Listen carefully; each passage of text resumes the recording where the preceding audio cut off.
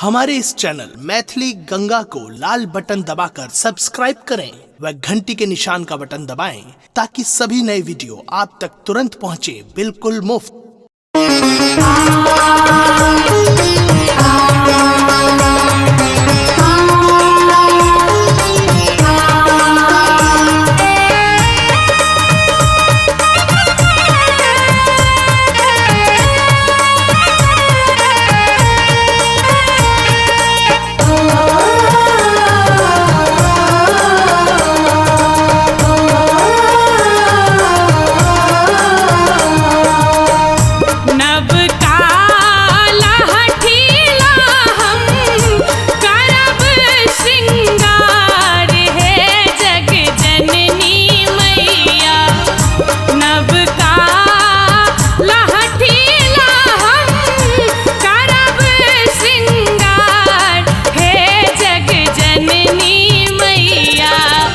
जगमग करतई आहा के दरबार हे जग जननी मैया।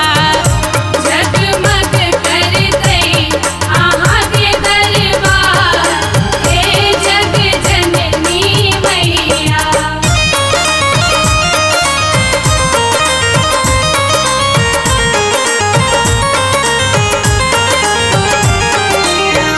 अपने सुन रही थी गंगा कैसेट की प्रस्तुति।